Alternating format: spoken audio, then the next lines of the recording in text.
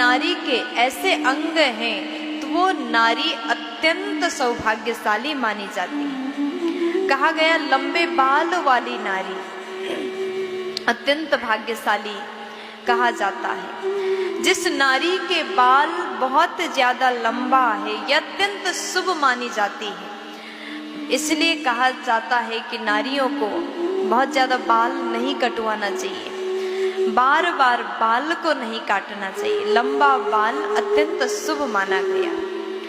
इसलिए आपके पास में भी अच्छा लंबा बाल है तो आप बार बार मत कटवाइएगा।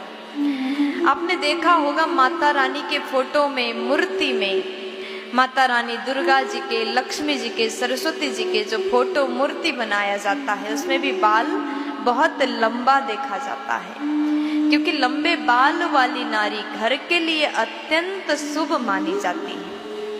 फिर उसके बाद में लंबे गर्दन वाली नारी, अगर नारी के गर्दन लंबा है तो ये ऐश्वर्यशालिनी होती है, घर के लिए मंगलकारी होती है।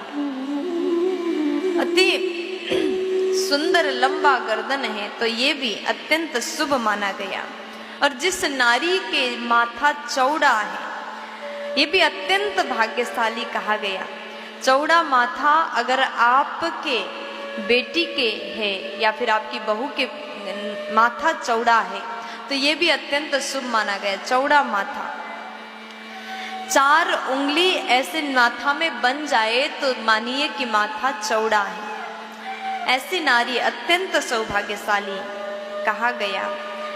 ऐसी नारी अपने जीवन के हर फैसला को बड़े आसानी से ले सकती है, उसमें फैसला लेने का शक्ति होता है, आत्मविश्वास होता है। और वहीं दूसरी ओर जिस नारी के, जिस महिला के माथा बिल्कुल छोटा है, चौड़ा नहीं है, उसमें आत्मविश्वास की कमी कहा गया है। और उसके बाद में कहा जाता है कि माथा बाधा रहित तो होना चाहिए, यानी जन्म से ही आपके माथे पर कोई निशान नहीं होना चाहिए। बाद में आप कहीं गिर गए, एक्सीडेंट हो गया, चोट लग गया और निशान बन गए, ये अलग बात है। लेकिन जन्म से ही आपके माथे में कोई निशान है, कोई दाग है तो ये शुभ नहीं माना जाता है। अगर जन्म से ही कोई निशान माथे पर है, बाधा युक्त माथा है, तो ऐसी नारी स्वार्थी, क्रोधी प्रवृत्ति की होती है। इसलिए माथा बिल्कुल साफ, बाधा रहित होना चाहिए। फिर उसके बाद में शरीर से अगर गंदा स्मेल, अति पसीना का स्मेल आता है तो ये भी शुभ नहीं माना गया। नारी अत्यंत कर्कशा है, वाणी में मधुरता नहीं है, ऐसी नारी भी घर के लिए अशुभ कहा गया है। नारी के आंखों में चमक होना चाहिए, बड़े बड़े आंख होना ये भी अत्यंत शुभ माना गया। नारी के नाखून चमकदार होना चाहिए। अगर आपकी स्त्री के, आपकी पत्नी का नाखून अत्यंत सुंदर चमकदार है तो ये अत्यंत शुभ कहा गया।